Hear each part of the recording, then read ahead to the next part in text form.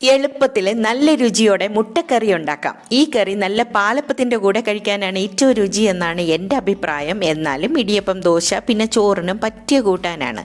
2 spoon വെളിച്ചെണ്ണ ചൂടാക്കാം. എന്നിട്ട് കടുക് പൊട്ടിക്കാം. ഇനി കറിവേപ്പിലയും 2 സവാള ചെറുതായി സ്ലൈസ് ചെയ്തതും ചേർക്കണം.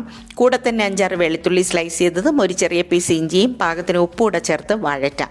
ഒരു ചെറിയ വഴറ്റൽ മാത്രമേ ഉള്ളൂ. 2 ടൊമാറ്റോ കൂടെ ചേർത്ത് ഒന്നുകൂടെ യോജിപ്പിക്കാം. ഇതും ഒരു ചെറിയ വഴറ്റൽ മാത്രം മതി. ഇനി മസാലയ്ക്കായി 1/4 സ്പൂൺ മഞ്ഞൾപ്പൊടി, 1/2 സ്പൂൺ മല്ലിപ്പൊടി, 1 സ്പൂൺ മുളക് പൊടി, 1/2 സ്പൂൺ വലിയ ജീരകപ്പൊടി എന്ന് വെച്ചാൽ ഫെനൽ പൗഡർ കൂടെ ചേർത്ത് ജസ്റ്റ് ഒരു മിക്സിങ്. ഇനി 1 കപ്പ് വെള്ളം ചേർക്കാം. നല്ല പോലെ യോജിപ്പിക്കാം. വെള്ളം തിളച്ച് ഉള്ളി നന്നായി കുക്കാവണം. ഇനി ഫുൾ ബോയിൽ ചെയ്ത 5 മുട്ട ചേർത്ത് നല്ലൊരു മിക്സിങ് മാത്രം മതി. ഇഷ്ടമുള്ള എന്തിൻ്റെ കൂടെയും ഈ സൂപ്പർ ടേസ്റ്റി എളുപ്പക്കറി സെർവ് ചെയ്യാം. സമയം കുറവുള്ളപ്പോൾ ഈ മുട്ടക്കറി ട്രൈ ചെയ്യാം.